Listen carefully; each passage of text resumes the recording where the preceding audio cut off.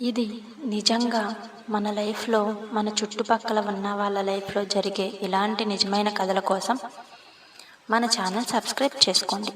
అలాగే కథలోకి వెళ్ళిపోదాం. లక్ష్మి అనే అమ్మాయి భర్త రాజు, వారికి 2 పిల్లలు.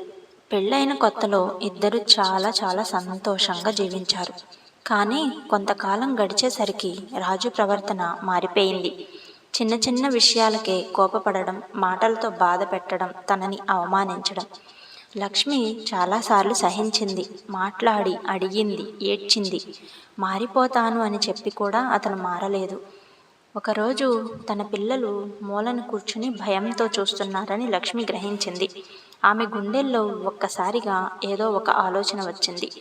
నేను ఇలా ఉంటే నా పిల్లలు భయంతోనే పెరుగుతారు, ఇదే జీవితం అనుకుంటారు అని ఒక నిర్ణయం తీసుకుంది. ముందుగా ఆమె తల్లిదండ్రులతో ఈ విషయం చర్చించి తన కాళ్ళ మీద తను నిలబడటానికి ఒక చిన్న పని చేయడానికి మొదలుపెట్టింది. మళ్ళీ భర్తతో ఒకసారి స్పష్టంగా మాట్లాడింది. నేను గౌరవంగా జీవించాలి, నువ్వు మారితే మనం కలిసి ఉందాం, లేదంటే నేను నా పిల్లలతో వేరుగా ఉంటాను అని చెప్పేసింది. ఈసారి మాత్రం లక్ష్మి మాటల్లో భయం లేదు, ధైర్యం ఉంది. కొన్ని రోజులు గడిచాయి, మారలేదు. అప్పుడు లక్ష్మి వెనక్కి తగ్గలేదు. తన పిల్లలతో కలిసి వేరుగా జీవించడం మొదలుపెట్టింది. మొదట కష్టమే అనిపించింది, కానీ నెమ్మదిగా అలవాటైపోయింది. పిల్లలు కూడా హ్యాపీగా తనతో ఉంటున్నారు.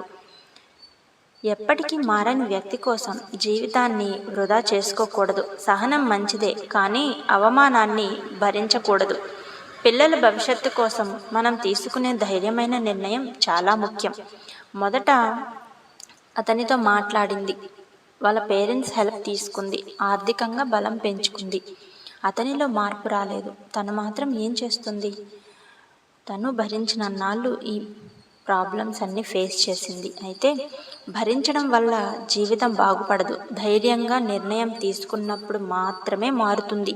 నువ్వు తప్పు చేయడం లేదు. ఎప్పటికీ బాధపడుతూ ఉండడం నీ బాధ్యత కాదు. నీ జీవితం నీది. గౌరవంగా జీవించే హక్కు నీకుంది. ఇలాంటి నిజమైన కథలు ఇంకా కావాలి అంటే ఛానల్ సబ్స్క్రైబ్ చేసుకోండి.